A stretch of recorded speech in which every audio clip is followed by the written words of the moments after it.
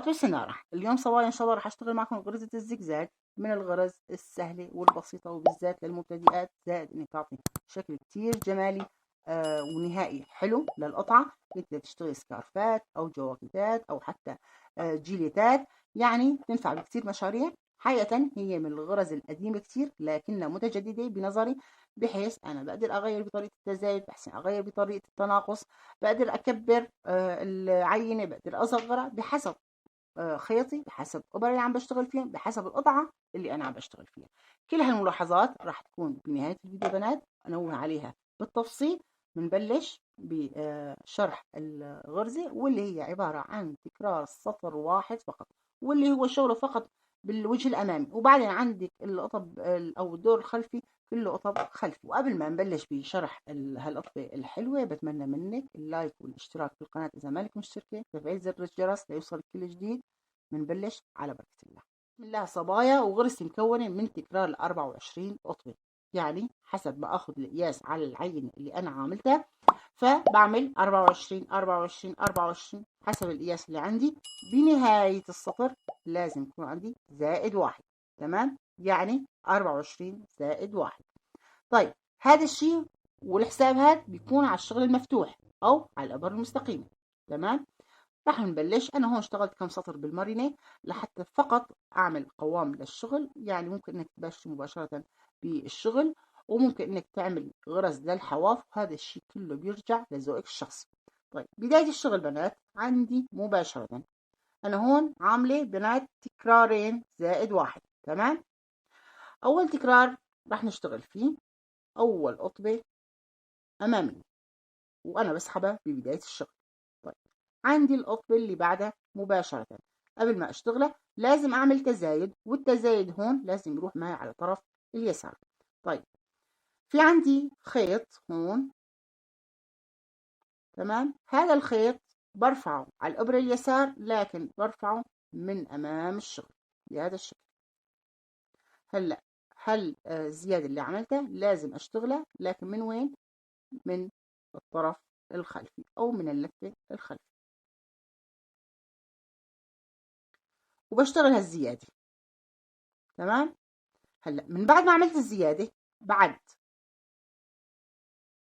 10 طب، 1 2 3 4 5 6 7 8 9 10، تمام؟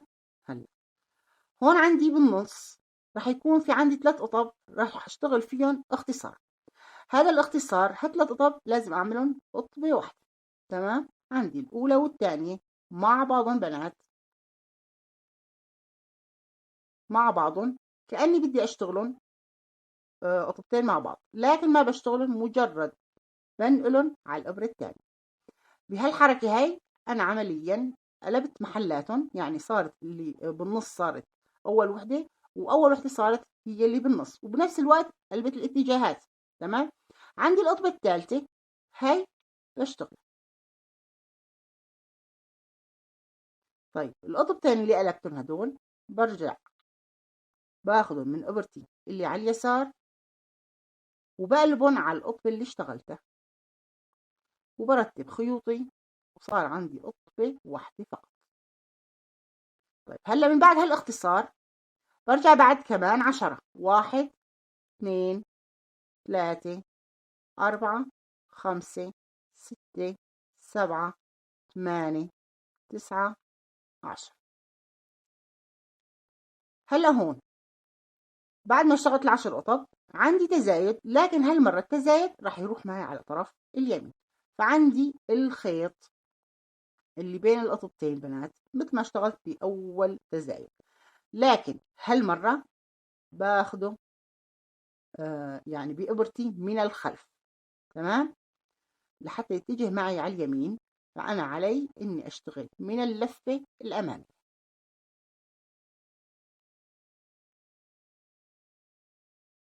وهيك أنا خلص التكرار عندي. بعد قطبي 2 4 6 8 10 12 14 16 18 20 22 24 قطب، تمام؟ هلا بنيجي على التكرار اللي بعده. نفس الشغل. بلشنا هلا آخر شي هون عملنا تزايد. نحن هون أول شي اشتغلنا قطبة وهي هي. بعدين عملنا تزايد، والتزايد كان على طرف اليسار من أمام الشغل. باخد خيط وبطالع هالخيط لفوق، وعندي قطبة اللي تشكلت عندي أو هاللفة اللي تشكلت عندي لازم أشتغلها من اللفة الخلفية لحتى يروح معي الاتجاه على اليسار. اشتغلتها. بعدين بعد 10، 1، 2، 3، 4، 5، 6، 7، 8، 9، 10. عندي 3 قطب. بعد ال10 هدول لازم اختصرهم بقطبة واحدة. تنتين الأولانيات باخدهم مع بعض ومجرد نقل، وهيك قلبت الاتجاهات وقلبت محلاتهم، تغيرت محلات. طيب الثالثة راح اشتغلها، وهلا هالتنتين اللي قلبتهم مع بعضهم برجعهم تنتيناتهم مع بعض، وهيك عمليا القطبة اللي كانت بالوسط هي اللي ظهرت على وجه الشغل، وبنفس الوقت راح تشكل لي سمبل. طيب من بعد هالاختصار برجع بعيد 10 قطب: 2، 3، 4، 5، 6، 7، 8، 9، 10. ضل آخر شي بالتكرار واللي هو التزايد. لذلك عنا الواحد، هي الزائد واحد اللي عملناها بنهاية الشغل، لأني بدنا نعمل التزايد. إذا ما فيها الواحد كيف بدنا نشتغل التزايد؟ فعندي هذا الخيط، تمام، هالمرة باخده من خلف بإبرتي من الخلف، وبشتغل من الأمام من اللفة الأمامية، وأنا اشتغلت هيك التزايد. ضل عندي القطبة الأخيرة وبشتغلها كمان أمامية. طبعا مثل ما قلت لك، إذا عندك أنت قطب للحواف هذا الشيء بيرجع لك. طيب عمليا شغل النقشة بهالسطر فقط، خلص شغلها. بأول سطر بنات ما راح يتبين عليكي، يعني إذا كان التكرار عندك كتير فأنا بفضل إنك تحطي علامات، يعني عند منطقة التزايد، عند منطقة التناقص، اللي براحتك، حتى ما تضطري إنك تفكي ويصير في أخطاء. مجرد دورين أو 3 يعني النقش بتصير واضحة، وحتى ما بدك علامات وأنت عم تشتغل. هلا نيجي على سطر القفا. وسطر القفا هو القطبة أو كل قطبة هي قطبة خلفية. تمام، عندي أول قطبة أنا بسحبها، والباقي مثل ما انك شايفة كلهم خلفيات. خلصت السطر بنات، وهذا السطر الخلفي بقلب على الوجه، واللي اشتغلته بالسطر الأول بعيده. يعني عندي أول قطبة بتحبي تشتغليها، بتحبي تسحبيها براحتك. بعدين عندي الخيط اللي بين القطبتين الأولى والثانية، علي إني آخذه من أمام الشغل، وأنا هيك بدي أروح بالتزايد على طرف اليسار. بشتغل من القطبة الخلفية من اللفة الخلفية، وصار عندي تزايد. بعده بعد 10، 10. طيب هلا بطلع هيك واضحة عندي، بلشت توضح يعني القطبة اللي بالوسط، وهي اللي متجهة على اليسار، مبين اني انا عم بختصر بهالمكان. فعندي اول قطبة وثاني قطبة مع بعضهم، الثالثة بشتغل بقلب التنتين،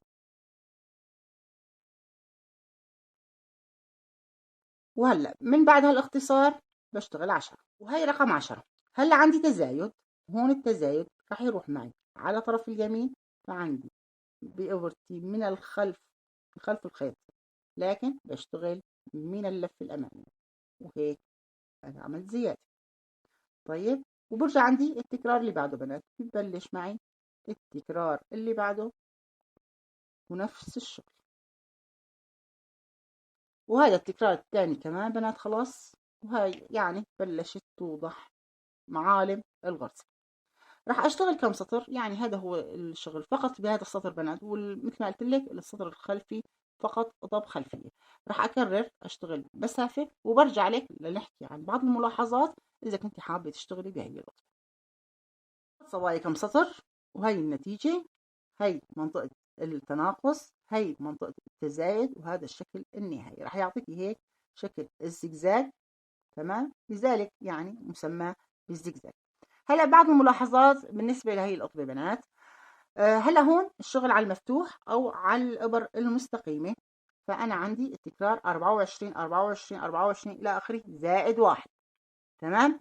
في حال كنت عم بشتغل على الدائري فالواحد ما هي موجودة، يعني عندك تكرار ال 24، ف 24 24 24 مثل ما انك شايف أنا هون عاملة على الدائري.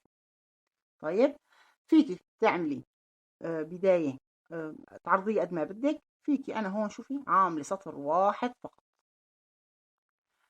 ممكن تعملي حواف على الجوانب في حال كنت عم تشتغلي سكارف، في حال كنت عم تشتغلي جاكيت إلى آخره. هذا الشيء بيرجع لذوقك الشخصي. أنا حكيت عن القطبة بإني يعني متجددة. ليش متجددة؟ فعلا هي من القطب الكتير قديمة ومتجددة، لأنه عندك طريقة التزايد، طريقة التناقص ممكن تشتغلي فيها بالطريقة اللي بتريحك. يعني ممكن إني أنا أشتغل التزايد عن طريق الآجور، فيصير عندي هون آجورات وهون آجورات. ممكن إني أشتغل عن طريق لفة خيط، يعني الطريقة اللي بتفضليها، اللي حافظانتيها، اللي بتتقنيها وواثقة من شغلها اشتغليها. تمام. يعني ممكن انت ما تكون من مفضلاتك هاي الطريقة. نفس الشيء بالوسط، كمان عندنا أكثر من طريقة لأن نختصر 3 قطب ونعملهم قطبة واحدة. ممكن إنك تشتغليها وبيطلع عندك شكل من أشكال الزجزاج. بالنسبة لفرق الشغل بين الإبر الدائرية والإبر المستقيمة يا بنات، أنا عندي شغل هالقطبة بهذا السطر اللي حكيت عنه، التزايد والتناقص فقط على دور الوجه. لما بجي بشتغل على القفا أنا عم بشتغل قطب خلفي، ما أنا على شغلي مستقيم. تمام. فأنا عم بشتغل قطب خلفي. طيب بالدائري اللي بعمله بشتغل أول سطر مثل ما اشتغلت هون، التناقصات والتزايد إلى آخره. تاني سطر لفة، يعني نحن صحيح عم نشتغل على وجه واحد، لكن نحن هذا الشيء ما بيلغي الدور الخلفي، فنحن عم نشتغله لكن على الوجه الأمامي، فبنشتغله عكس ما بنشتغله بالعادة. بالعادة شو بنشتغله؟ عم نشتغله خلفي، فإذا بنشتغله بالعكس، فإذا عندنا السطر كله قطب أمامي. فسطر بشتغل فيه التناقصات والتزايدات، وسطر بشتغل فيه القطب الأمامية فقط. تمام. وهيك أنا بكون اشتغلت نفس الشغل اللي على المستقيم. طيب، كمان بالنسبة إذا بدي أصغر أكبر، ممكن خيط يكون أتخن من هيك، ف 24 كثير رح تطلع عريضة.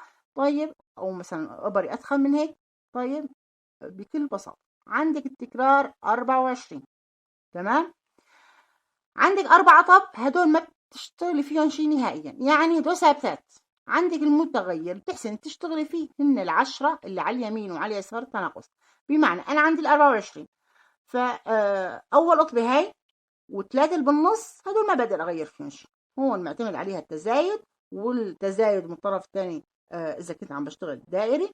وعندي التناقص بالوسط هن 3 لحتى تعطيني هالتبويزة. فإذا عندي 10 هون وعندي 10 هون، هدول اللي بشتغل على إني أزيد وأنقص فيهم. تمام. أنا عندي 10 و10 من هون مع ال4 صاروا 24، أنت ممكن تساويهم 9 و9 من هالطرف، بيصير عندك قديش؟ نقصتي قطبتين، فصار عندك 22. في حال مثلا بدك تساوي 8، ممكن تساوي 5، ممكن تساوي 12. يعني شغلك بدك تغيري بشكل القطبة حجمها بالعشرة اللي على اليمين وعلى اليسار التناقص. تمام. هاي بالنسبة للملاحظات اللي ممكن اني افيدك فيها في حال كنت حابة تشتغلي مثل هاي النقشة. وفعلا من النقشات اللي كتير سهلة وبسيطة وبتنفع لكتير مشاريع. بتمنى اكون افدتك. بتمنى منكم صبايا اللايك والشير والاشتراك بالقناة. اذا ما كنتم مشتركين تسعدني تعليقاتكم الحلوة، وبودعكم بأمان الله.